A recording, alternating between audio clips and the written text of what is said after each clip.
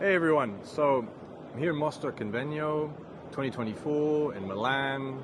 Very big show. I like to think of it as the second biggest natural refrigerant party on Earth after Chillventa, which we'll go to in a few months' time in Germany.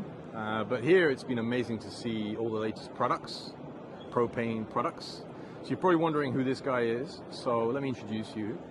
Joachim Schadt, he's the Managing Director or CEO of Secon. Secon, Joachim's been working with propane space solutions for 20 years now, and with Secon, well over 10 years, right? So you've been 14 years exactly. 14 years to be precise, okay? So you were one of the odd ones out 10 years ago, and now I think at this show, it's pretty clear to say that now everyone's followed your suit, followed your leadership here, and we're really happy to have Secon and get this interview from an industry thought leader because, Secon are also ATMO approved.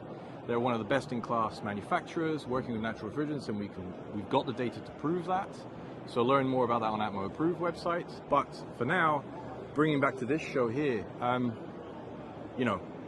2 years ago, there were only a few manufacturers at Chillventa and Mostra Convegno that had propane solutions. Now, everyone has them, including the big boys, right? Including them. Because they have to do. Because they have to do it, right? And that's the kind of the question, right? Is that we've got this EU F-gas regulation where 2 years ago, it's pretty safe to say there were arguments that, oh, this wasn't going to be possible, we need more time, and surprise, surprise, the products are out. Well in time. So, what's your take on this? Where do you see the market? Because now you're no longer alone, or you were never alone before, like today, but there were a few players, to be fair, but now everyone has a propane solution. Yeah, what changed? The players that we had to compete with in the past were in a similar size like us. We are a medium, small company.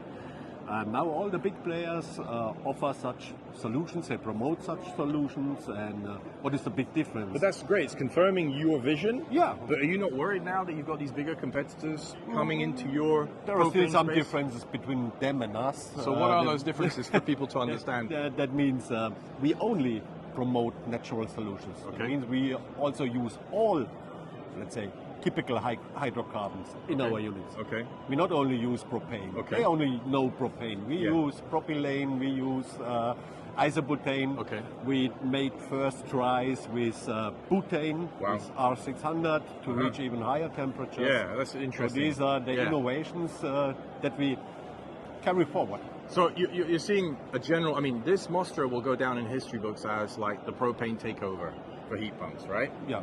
Right? I think that's pretty For safe heat to pumps, say. for reversible heat pumps especially. Yeah, especially, okay? Yeah. So that's a pretty clear message. But, 4 years from now, 2 years or 4 years from now, what's your prediction?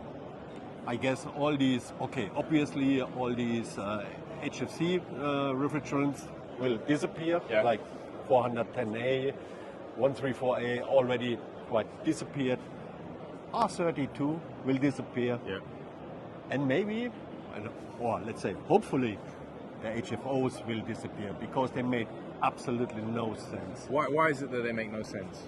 Just explain. They offer no advantages, they only offer disadvantages. They promote it with a low GWP. But all the other consequences, and now we want not to talk let's not even talk about PFAS, because PFAS. That's a whole different discussion. But even in a technical way, they offer no solution. They are light, they are A to L classified, what was so lightly flammable. Flammable a child born by this industry that promotes such refrigerants. But the effort to carry out a proper safety concept inside the units is more or less the same like for an A3 refrigerant. Okay. So I see no advantage there from a cost point of view. Even in cost. Okay. So what happens to Secon in this? Because, all right, the direction is clear. Propane. Yeah. Right? As a context here, 10 years ago when we were talking about refrigeration and 10 years ago when the revolution happened with natural refrigerants in commercial refrigeration, it's safe to say now that we're like 80% CO2, 20% propane. That's the balance. Don't quote me on the percentage exactly, but roughly it shows that there's a clear bias towards CO2 on the commercial refrigeration. Here on the heat pump and reversible heat pump side, it's probably the opposite, right? You're going to have a total focus on 80% will be dominated by propane and maybe some other hydrocarbons, and then you'll have some CO2 players out there, right?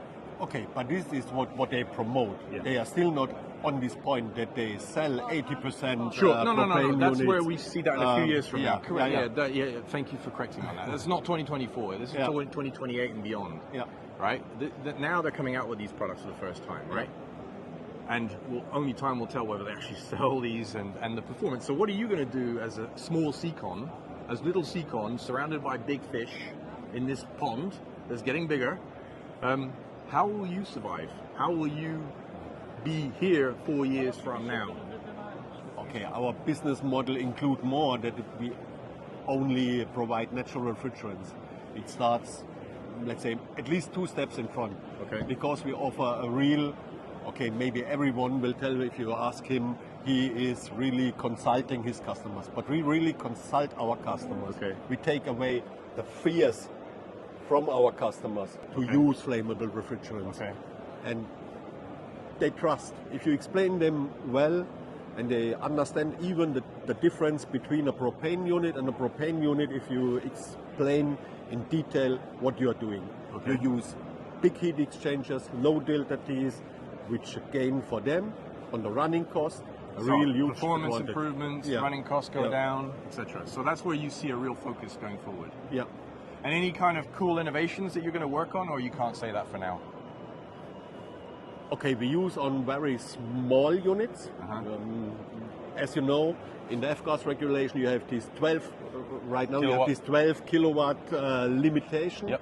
And 12 kilowatt units are restricted more hard than the units above 12 kilowatts.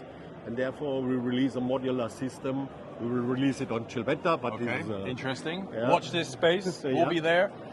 With a capacity of a module between, let's say, 5 and 15 kilowatts refrigeration capacity, and you can make a setup of 1 to 4 of these modules inside of a rack. So very modular. Yeah. Right, very customizable. And it can work as a refrigeration unit, it can work as a chiller, it can work as a heat pump, and it can work as a high temperature heat pump. High temperature heat pump. That's also going to be one of the big topics going forward. All right, so clearly you've got that vision, you've got that plan for the future, and I just want to wish you the best of luck. Yeah? Thank Always you a for pleasure. It was a pleasure for me. Thank you, Mark. Bye, guys. Bye.